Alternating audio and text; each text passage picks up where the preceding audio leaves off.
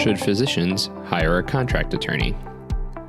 What are some of the pitfalls when it comes to physician contracts? What is the deal with non-compete clauses?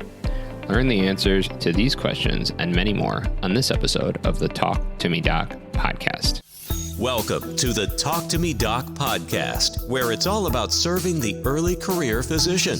Let's talk about the unique issues that face us so we can create a better future for ourselves and those to come. And now your host, Dr. Andrew Tisser. Hey guys, it's Andrew. Welcome back to the Talk to Me Doc podcast. I am so happy to be here with you again. For my returning listeners, thank you so much for your continued listening. For my new listeners, welcome, because today, like on every episode, I'm bringing you the best guests from all around healthcare and beyond to talk about issues relating to the early career physician. Today, we have a special treat. Many of you asked me questions about contracts, contract attorneys, and what to look for in a new job contract. While I find myself to be a little bit more knowledgeable than some, we really should turn to the experts. So today, I have Kyle Claussen on the show. Kyle Claussen is the CEO of Resolve, a company dedicated to empowering physicians. Resolve has the #1 rated physician contract review service, and their team provides tremendous value to physicians by democratizing the data and information required by physicians when making career decisions. Resolve assists physicians of all specialties and provides services nationwide.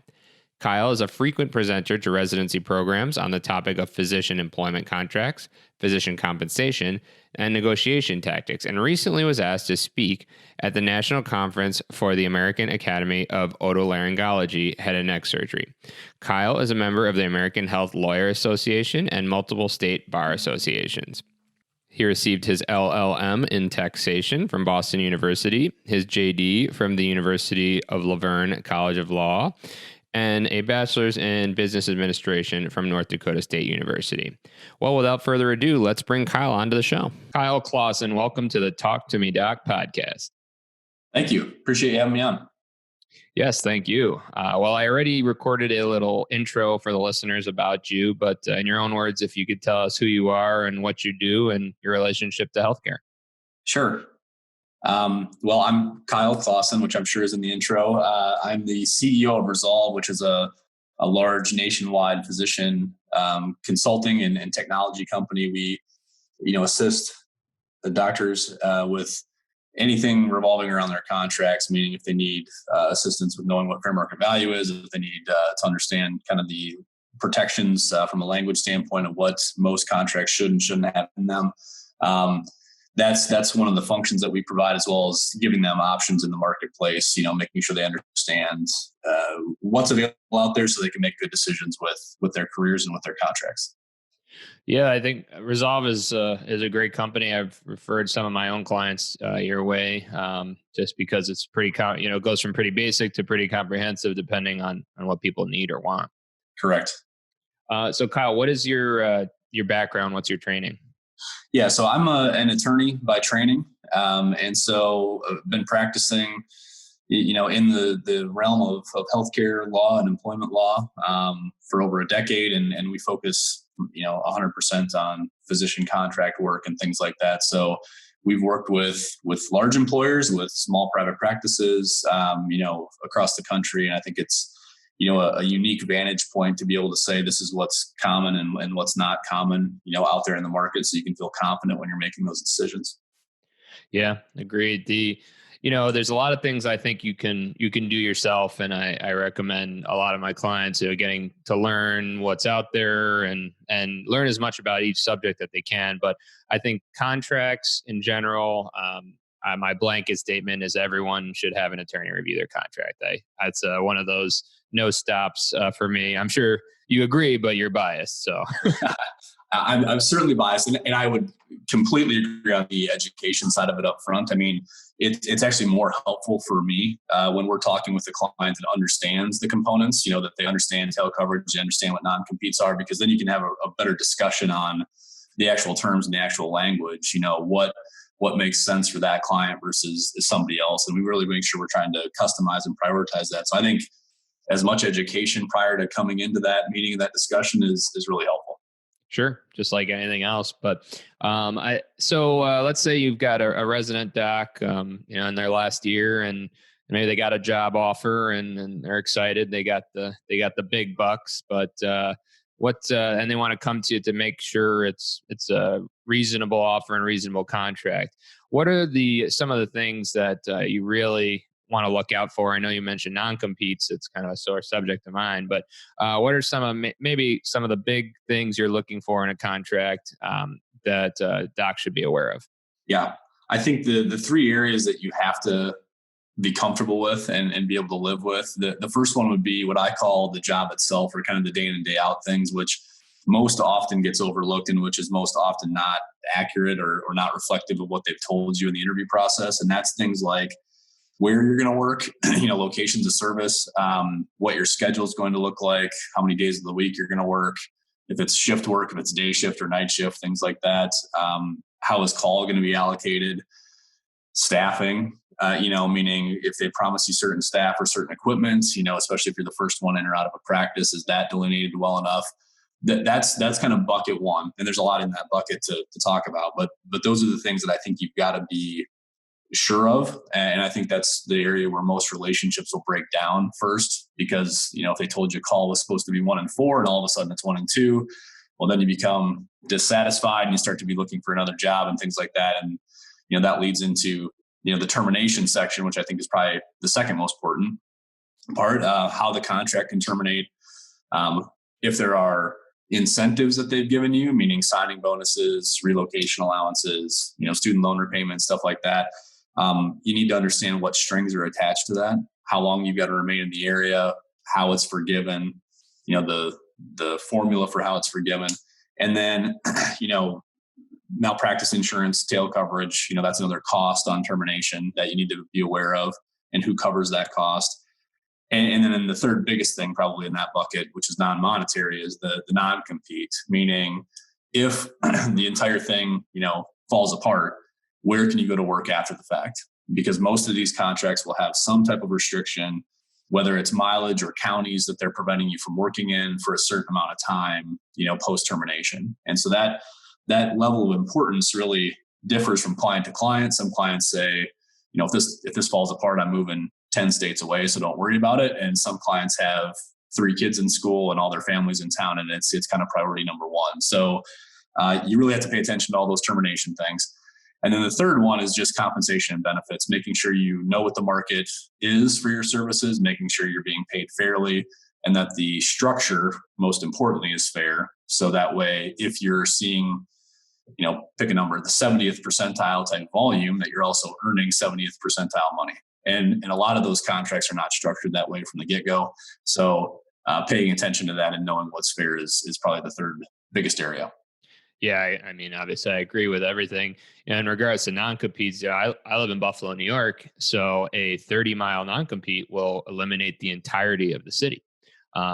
Whereas, if you lived in a bigger metropolitan area, there'd be more options to choose from. So I think it's really important to nail that down. You go, you buy a house, you move, and then you can't work for a year. That's a big problem.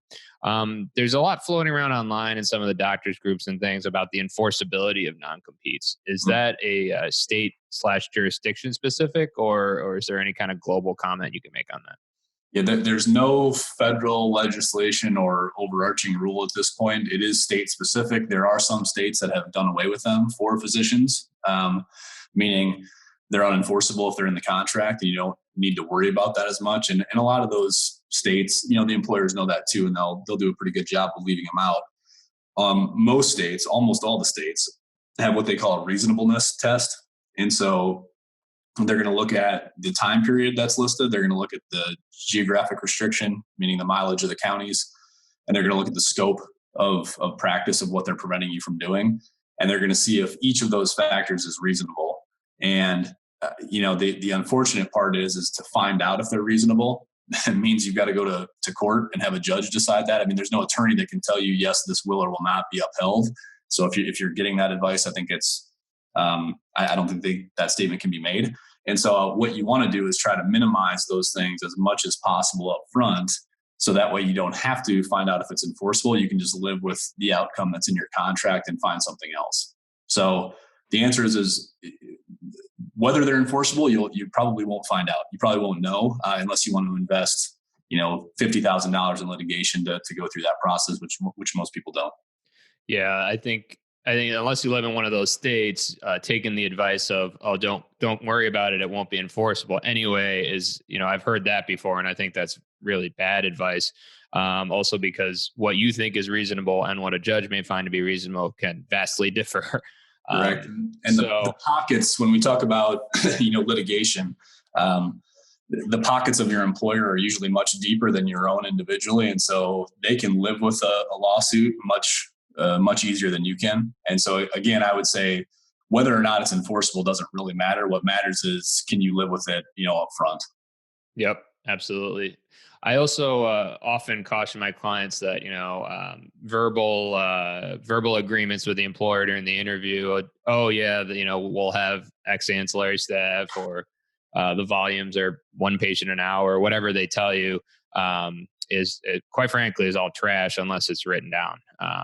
So that's, you get a lot of promises on interview day, but really got to dig into that contract to see what they're actually promising you.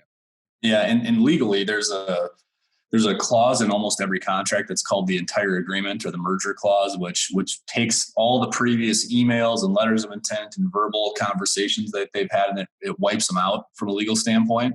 And so, not only does it not happen in reality, but even legally, those are non-binding, discussion points. That's all considered negotiation. It's not considered the final deal. And so if there are things that are important to you, like call or number of patients, you've got to get that detailed. I didn't know about that one. So that is a good point to emphasize for the listeners. So, I think you talked about it a little bit. What are some major pitfalls that you see, or if I'm kind of putting you on the spot here, but if you can think of any like really egregious things you've seen in contracts for an example, I think that would be kind of fun to talk about. Yeah. So I think the pitfall standpoint comes into people and physicians, since that's our clients, not understanding a lot of the repayment components or the kind of golden handcuffs that might be in these contracts. We see a few situations where there'll be large incentives, right? Whether that's in a recruitment agreement from a hospital or just the practice itself that's fronting, whether it's a signing bonus or student loans.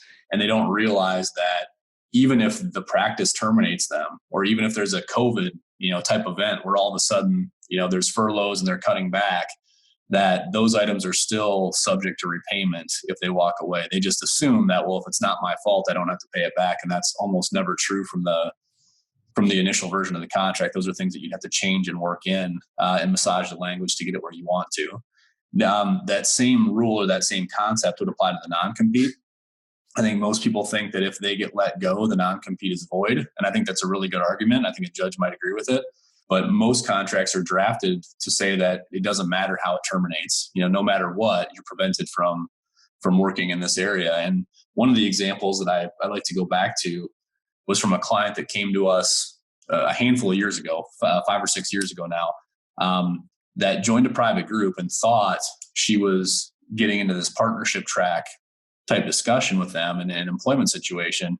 And she worked there for 4 days. And on the first Friday of her employment, all the partners came in and said, hey, good news, we just sold out, to private equity. Oh my God. And, she was disappointed in that, obviously, but they came in with a new contract and said, here's the new terms. Well, it happened to be that there was, more call and less pay. And she just said, I'm not interested in that. I wanted partnership track. Well, they said, that's fine, but your non-compete is in play now because it applies regardless of how the contract terminates and you're the one walking away. And so that situation is an extreme example, but man, that's a tough spot to be in when you've just moved to town, you just have signed a lease or bought a house. And then on day 4, the entire situation changes on you and you're kind of stuck with the decision of, what do I do now? Do I want to try to get out of this, or not? Do I want to try to enforce it and have a judge tell them they're wrong? That's not a position you want to be in. Wow. Yeah. Talk about, early career burnout, right? Look at you get thrown for day 5, you get tossed that kind of legal situation. That's horrible. Right. Right. So those are some of the, kind of egregious situations that we see. And again, we didn't help her with her contract, but I mean, if we did, she would at least have been informed of those things and known that, the non-compete doesn't read that way right now. And we'd be asking for those changes. And if they say no to them, then I think it's just, a decision for the individual to say, well, can I live with that potential outcome or not? Sure. No, that's a great points. Well, so does your company help docs on the negotiation side as well?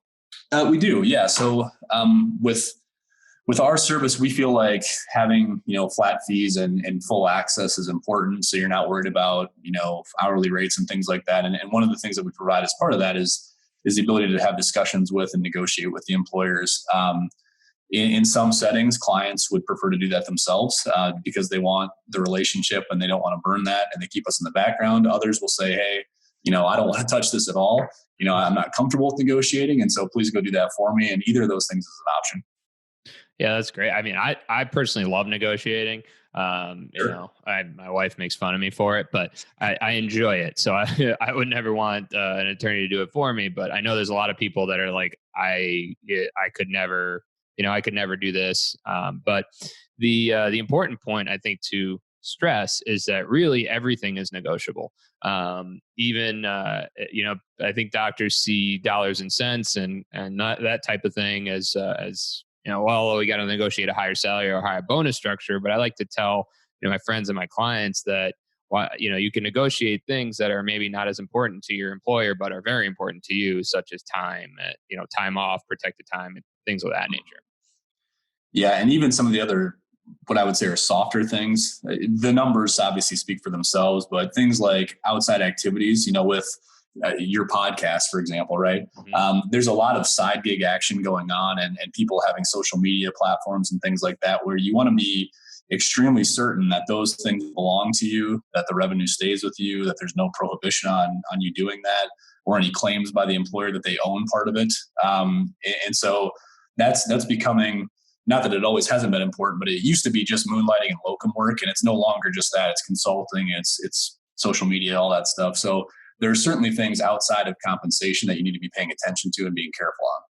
Yeah, absolutely. I think especially in some of the larger corporate groups, oftentimes it's very important to get some of that in writing before you start, because we've seen, unfortunately, some bad events for side gig projects that were very lucrative that then some of these companies claimed ownership in and were entitled to revenue from by the letter of the law.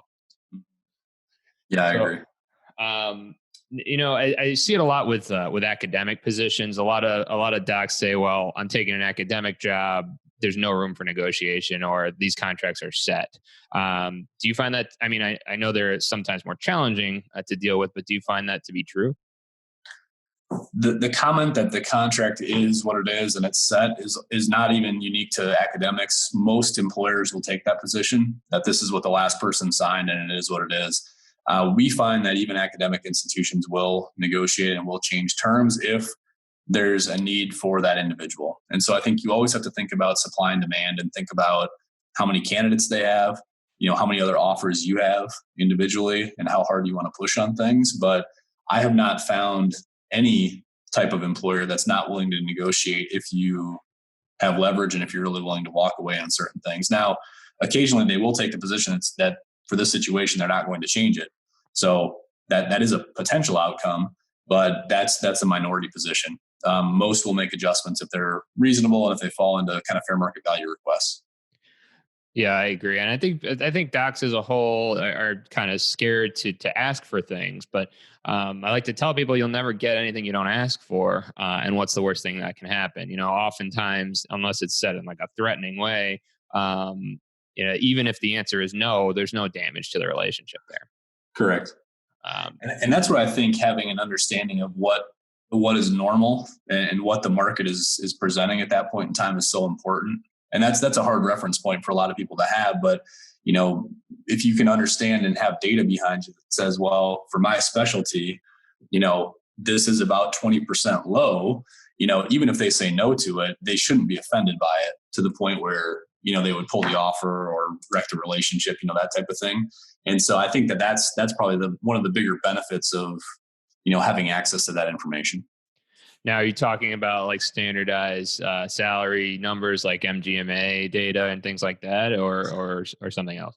I know I am. Yeah. So MGMA data is great. And a lot of the employers will reference that in their documents itself. There's other surveys out there too that are being referenced. So knowing what that looks like, and again, having multiple offers, which is better than MGMA, in my opinion, because it's real, something you can walk to.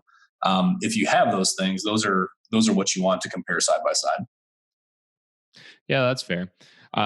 So in regards to the point before about side gigs and things like that, we often see so-called dean's taxes in academia. Is there any way to get around that, or is that just kind of what happens in the academic spheres? Yeah, in the academic world, there's often a split, right, on the revenues that are generated from side gigs.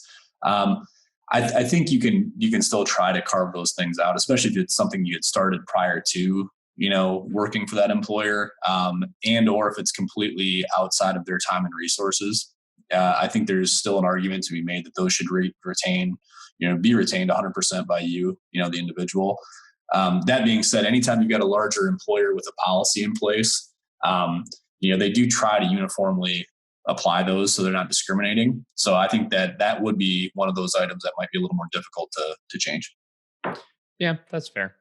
So, I think in regards to either initial contracts, new, renegotiating contracts or negotiations in general, for those who kind of want to go at the negotiations alone, do you have any like tips or tricks that you could provide? Yeah, the first comment that I would make is to try to be as efficient with that as you can. There's negotiation fatigue on the employer's side if you continually come back to them over and over and kind of nitpick one thing after the next. And sometimes people want to do that, right? They want to address compensation first, then they want to come back and talk about call schedule, then they want to talk about the non-compete. I think you're going to get better results by presenting all those chips or all those pieces, I guess, at one time. And then when you get a response, prioritizing what is most important out of the remaining items that they didn't adjust, because there's just diminishing returns and fatigue every time you go back and ask. So I think that to me is probably tip number one, to try to keep that relationship, in place. And the other thing is don't negotiate with yourself. They may come back and say, well, we can't do that. And we have clients that will want to turn around and say, oh, okay, how about, a lower number? How about this instead? Try to get them to counter, your offer if you're the one making the first adjustment, and don't reoffer numbers or reoffer terms without them making some type of concession. Yeah, that's a great point. I see people doing that all the time. And, it's important to really make a list of what is important to you, what's your bottom line, what will you walk away from, and what you will accept, and kind of going from there. I agree that nitpicking some of the little items are probably it's probably not the way to go, if they're less important to you, just to say you did, so to speak. And I think in the first round, it's okay to lay everything out there. I mean, if you don't pick something that's smaller, right? If you don't like their access to patient records paragraph, it's okay to say that. But if that's really not an issue for you long-term, but the tail coverage is, in that second go round, you need to drop the items that are really not important. Yeah, agreed. And that's a good negotiation tip as well. It's like, okay, I'll give up X, Y, and Z, but I really need some movement on this paragraph, which kind of shows you that you're willing to concede something, even if it's not that important to you. They don't know that. Correct. Yep. Well, I think it's been some pretty great stuff here, Kyle. I want to just shift the show a little bit to get to know you as a guest a little bit more. What do you like to do for fun besides reading contracts? Well, I've got 3 kids, and so I tend to be going to activities with them. I've got a son who is into sports, and I've got 2 daughters that are into anything and everything. So hanging out with them is fun. I like to golf. I like to play some basketball, stay active, stay outside. So those are the things that keep me busy. Well, I would imagine. Do you have any book recommendations for the listeners? One of the books that I like is called Mindset, and it's by Carol Dweck, I think is how you pronounce her last name. I've found that to be a extremely interesting book for not only business but parenting, and just how having the right attitude and the right mindset can really shape, success for situations, whether it's personal or business. So if anybody hasn't read that one yet, I would put that on your list. Well, that's a guy. I got to check that one out. I talk about mindset quite a bit on this show, so I better read the book. I thought of another question actually. Do you see any major changes that we should be aware of as this graduating class goes into the market and starts looking for contracts as it pertains to recent current events? Like, is there anything that's changed, or is it just standard what's been before?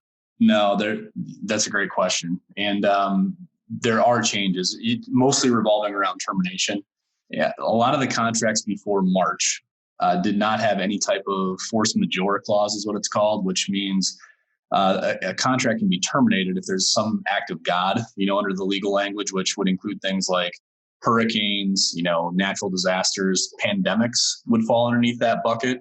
And obviously we are in that setting right now. And so the new contracts that we're seeing and what this graduating class is going to see is those types of clauses and those types of paragraphs in the documents that basically say, if there's a pandemic, if we are affected by the pandemic, we're able to terminate the contract and or modify the contract kind of at will. And so that's obviously not a situation that you want as the person, with the contract in your hand. So trying to remove those or trying to build in as much notice provision on those would be important. So if they do have to, cut pay, for example, that you get a 30, 60, 90 day heads up on that. So it's not just all of a sudden tomorrow your pay gets cut in half or that they put you on furlough. That's the biggest change that we're seeing with the COVID environment and with the revenues that are kind of ebbing and flowing as places open up and shut down. Great points. I never would have thought of that. So yeah, pay attention to that for sure. So, in conclusion, Kyle, do you have a single piece of advice for our early career docs out there? What can you recommend to them as coming from your background? Yeah, my recommendation is the first one, which is obviously biased, and you already said this, but please make sure you're getting some type of professional assistance on your contract and be as educated as you can when you go into that. Attorneys are just like physicians. They specialize. So if you've got a cousin or sister that does family law, I like that because it's better than no attorney, but I think it's still not as good as somebody that practices healthcare and that understands kind of the nuances of what you're getting into. So that's step number one. Number two is make sure you've got options, especially in this environment. We see employers with, contracts that they fall apart at the last minute because of some type of revenue, discussion internally that they are no longer hiring or there's a hiring freeze. So make sure you've got 2, 3, or 4 options before you get into the contract negotiation standpoint, because you never know which one might fall off. Great advice. Yeah, thank you.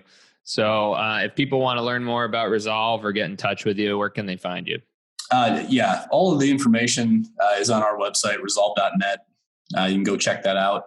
And obviously if there's any questions, from that, we've got the ability, you can chat with us there. You can send, questions. And so that's the best way to reach us. Great. Well, thank you again, Kyle, for coming on the show and sharing your expertise with the listeners. And Kyle and his company have graciously offered our listeners a 10% discount on any of their packages. So please enter the coupon code TalkToMeDoc, talk number 2 me DOC on checkout if you decide to use Resolve. Appreciate the conversation. Yes, Kyle. Thanks so much. Take care. You bet. Bye-bye. Wow, guys, what an awesome episode with Kyle Claussen. There are so many pearls in that one. I'm going to go listen to it again. I really enjoyed how Kyle recommends learning as much as possible, but still having an attorney at your side. Now, this really affects all walks of life, but great advice. He discussed common pitfalls in physician contracts. He talks about the legality of non-compete clauses and their enforceability. Provides tips and tricks for negotiation, and we discussed a little bit about how contracts change after COVID. Kyle has generously offered all Talk to Me Doc listeners 10% off of any packages that they offer. Please go to andrewtisserdo.com/resolve. That's Andrew, TISSERDO.com/resolve. And enter the promo code TalkToMeDoc, talk the number 2, me DOC, as a coupon code for this offer. The other thing I'd like you to do after listening is please leave me an honest rating and review on Apple Podcasts. It really helps spread the word. As always, if you need any direct help with career strategy, contracts, finances, or anything else I can provide, let's hop on a quick phone call. You can find me on all social media platforms or at my email, andrew@talktomedocpod.com. Thanks as always for listening, guys. And remember, keep talking. All opinions expressed by the guest in this episode are solely the guest's opinions and do not reflect the opinions of Andrew Tisser DO, Talk to Me Doc LLC, or any affiliates thereof. The guest's opinions are based upon information he or she considers reliable, but Andrew Tisser DO, Talk to Me Doc LLC, nor any affiliates thereof warrant its completeness or accuracy. The guest, Andrew Tisser DO, Talk to Me Doc LLC, or any affiliates thereof are not under any obligation to update or correct any information provided in this episode. The guest statements and opinions are subject to change without notice.